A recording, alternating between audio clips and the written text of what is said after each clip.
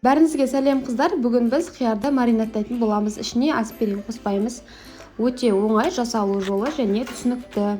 Ең алдымен біз қиярымызды тазалап жуып алғаннан кейін 2 сағатқа салқын суға қиярымыздың барлығын салып қоятын боламыз. Сол кезде қиярдың бойындағы артық заттардың барлығын су өзіне сіңіріп алатын болады. Қиярдың екі жағын осылай алып тастадым. Алдымен банкілерімізді жуып тазалап қоямыз. Содан кейін стерилдеу үшін осылай ыстық қайнап тұрған суды ішіне құйып 3 минут крышкаларын жауып барлығын 3 минут бойында ұстайтын боламыз. Ешқандай мантоваркеге, чайникке қойып жасаудың қажеті жоқ. Осылай жасасақтар жақсы шығады. 3 минут, 4 минут ұстадық. Енді крышкаларын барлығын алып, осының үстіне қайнап тұрған ыстық суды құямыз. Крышкаларымыздың барлығын ыстық суға ұстаймыз. Енді жаңа құйып қойған банкінің ішіндегі сулардың барлығын төгіп тастаймыз. Келесі кезекте біз алдын ала хрен жапырақтарымызды жуып тазалап алдық. Енді шетінен бір банкіге осылай орналастырамыз. Біздің қиярларымыз үйдегі домашний болса тіптен жақсы. Осылай хрен жапырақтарының барлығын осылай орналастырып аламыз. Содан кейін келесі кезекте зонтик, укроптарды осылай огородта өсіп тұрған түрлерін осылай барлығын бір-бірден салып шығатын боламыз. Енді біз болгар бұрышын бір данасын 3 бөлікке бөліп 3 банкіге жеткізіп, осылай қызылды және жасыл түрлерін осылай барлығын екеуін араластырып салып шығатын боламыз. Бұрыштарды барымызша осылай шеттеріне жабыстырып салып шығатын боламыз. Бізге қиярды салған кезде ыңғайлы болу үшін. Енді қиярларымызды осылай жинап ішіне рет-ретімен салып шығамыз. Мен орташа қиярларға 2 литрлік және кішкентай қиярларға осындай 1 литрлік банка алдым. Барлығын осылай салып шығамыз. Содан кейін осы кезде біздің суымыз қайнап тұруы керек. Осы жерде чеснок пен лавр жапырағын салып жіберсеңіз де болады, бірақ мен олай жасамаймын. Келесі су құятын кезде саламын. Себебі бірінші суын төккен кезде қазір чеснок пен лавр жапырағының дәмі сумен бірге кетіп қалады.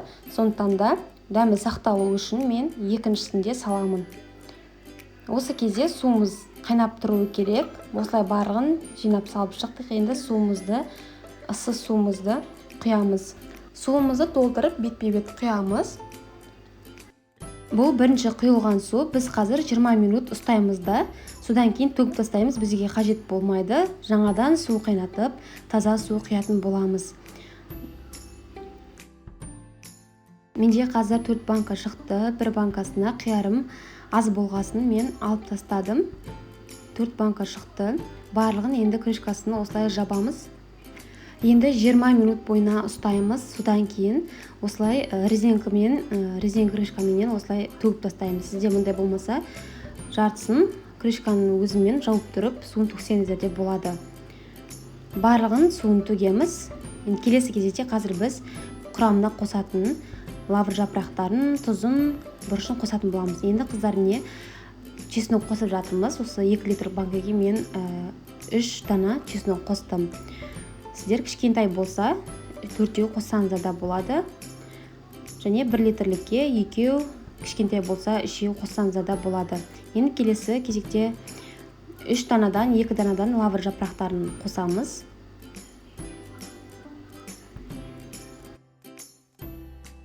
Бізге қиярымыздың ащы болғанын ұнайды, сондықтан да ащы бұрыш кішкентай етіп кесіп осылай салдым.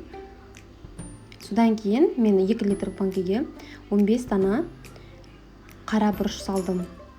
1 литр банкіге оның жартысын 7-8 дана саламыз. Енді келесі кезекте тұзымызды саламыз. 2 литрлік банкіге мен үлкен ас қасықпенен 2 қасық салдым.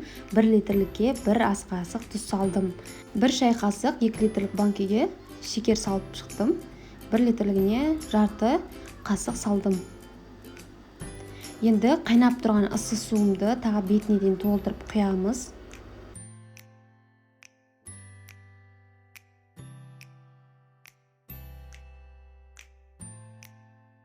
Енді біз ең соңында уксусымызды құямыз. Біздің уксусымыз 7% болуы керек. Басқа уксустар болмайды. 2 литрлік банкіге 1 шай қасық құйдым. 1 литрлік банкіге жарты шай қасық уксус құйдым.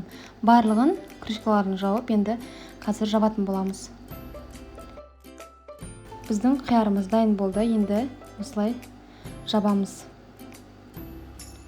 Жақсылап қатайтып жабамыз. Содан кейін осылай аунатып тексеріп шығамыз.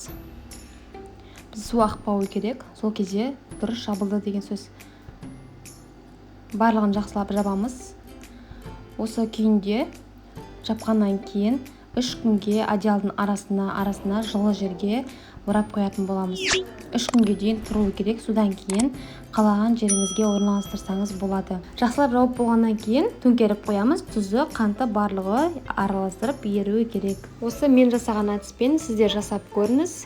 Өте жақсы болып шығады және қыстың уақытында қиярларыңыз қытырлап өте дәмді болады.